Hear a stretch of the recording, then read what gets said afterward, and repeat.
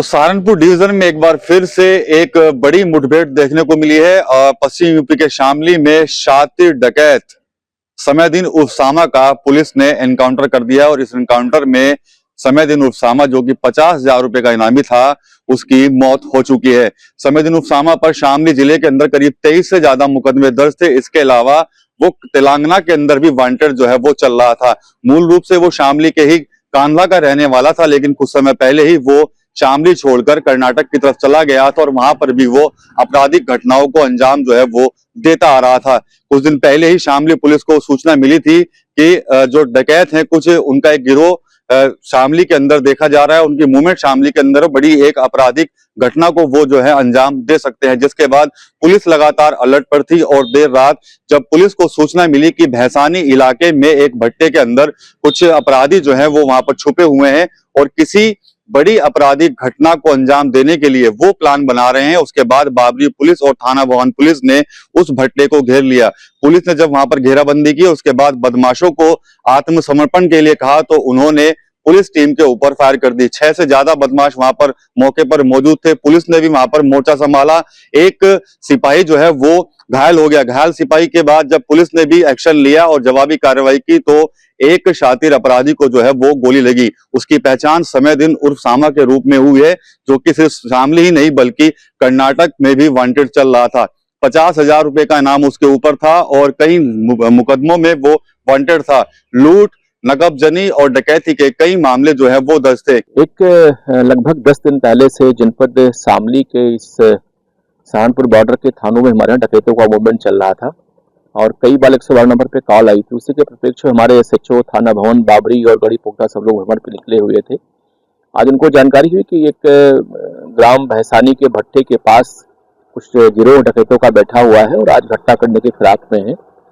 तत्काल हमारी पुलिस बल उनको घेराबंदी का प्रयास किया, जिनमें मुख्य रूप से थाना भवन के एसएचओ विजेंद्र रावत थे, उनके साथ में एसओ बाबरी राहुल सिसोदिया थे। इन लोगों ने घेराबंदी करने का प्रयास किया। जानकारी है कि भट्टे के अंदर एक डकैतों गिरोह बैठा हुआ है और लोग इस समय आग जला के कुछ तपता ताप रहे थे। जैसे पुलिस उनको घेरने का प्रयास की और नायब करने का प्रयास की, डकैतों ने पुलिस से फायरिंग की और जिसमें उनकी फायरिंग से हमारा एक आरक्षी गंभीर रूप से घायल हो। इसको हम लोग रेफर कराए जिला अस्पताल, जहाँ उसकी हालत ठीक चल रही है इस समय। और हमारी पुलिस ने भी नेपथ्य में छुप के उन पर फायरिंग की, जिनमें एक बदमाश गंभीर रूप से घायल हो गया, शेष भागने में सफल हो गए और बाद में और पुलिस के आने पर कॉम्बिंग की गई, बट बदमाश नहीं मिले।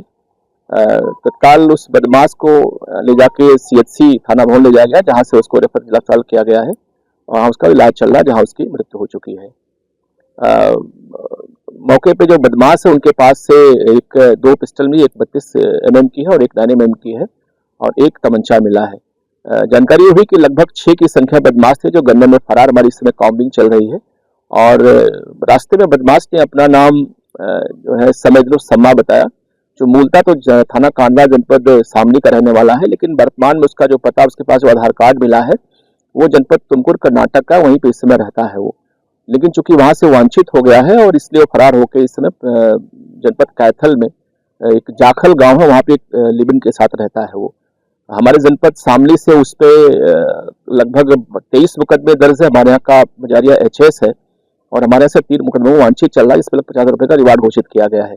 इसी प्रकार से वो जनपद तुमकुर से वांछित है और तेलंगाना में नगर कुंडूल से भी 3 मामलों में वांछित चल रहा है। ये कुख्यात बदमाश है जो डकैती, नकबजनी और लूट की घटनाएं करता रहता है।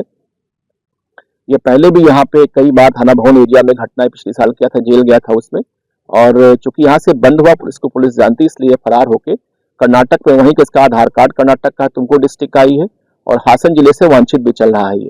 ये पूरे ऑलमोस्ट नॉर्थ और साउथ इंडिया में रह करके घटनाएं करता रहता था। ये अभी ये घटना करने हमारे यहाँ आया था अपने साथियों के साथ में, अभी जो है इसकी मौत हो गई है। शेष इसके जो भी और साथी हैं उसकी हम लोग जानकारी कर रहे हैं। उल्लेखनीय यह भी है कि अक्टूबर में घटना हमारे यहाँ हुई थी, इसमें बदमाश ने लूटपाट घटना की थी। उसमें पुलिस एनकाउंटर में एक बड़ा बदमाश नफीस मारा गया था थाना कांधला में। जो एक बदमाश फरार हुआ था वो यही बदमाश था जो मौके से फरार हुआ था। इसने बताया भी है रास्ते में कि 18 अक्टूबर की रात्रि में जो घटना हुई थी वहां पे, उसमें मैं भी सम्मिलित था, उसमें नफीस मारा गया, मैं भाग गया था पंजाब की साइड में। आज एक बड़े बदमाश का अंत हुआ है और हमारे एसओ बाबरी की बीपी जैकेट में गोली लगी है, लेकिन वो इस समय ठीक है। हमारी पुलिस की काफी अच्छी इसमें कार्रवाई सेल्स अधिकारी हम लोग करवा रहे हैं। समय दिन के जो 5 साथी फरार हो गए हैं मौके से, उनकी तलाश में जो है वो शामली पुलिस जो है वो कॉम्बिंग कर रही है। इसके अलावा अब जो हथियार उनके पास से बरामद हुए हैं, बताया जा रहा है 32 mm की एक पिस्टल मिली है और एक 9 mm की पिस्टल मिली है। ये हथियार उनके पास कहां से आए थे उसकी जानकारी जो है वो पुलिस जुटा रही है। देखा जाए तो बीते 10 दिन के अंदर एक ये बड़ी कामयाबी फिर से शामली पुलिस को मिली है। इससे पहले आपने देखा होगा कि बावरिया गिरोह का एक जो सरगना था मिथुन बावरिया, उसको भी शामली पुलिस ने जो है वो मुठभेड़ में ढेर कर दिया था। टीवी 9 यूपी के लिए सहारनपुर से विकास कपिल।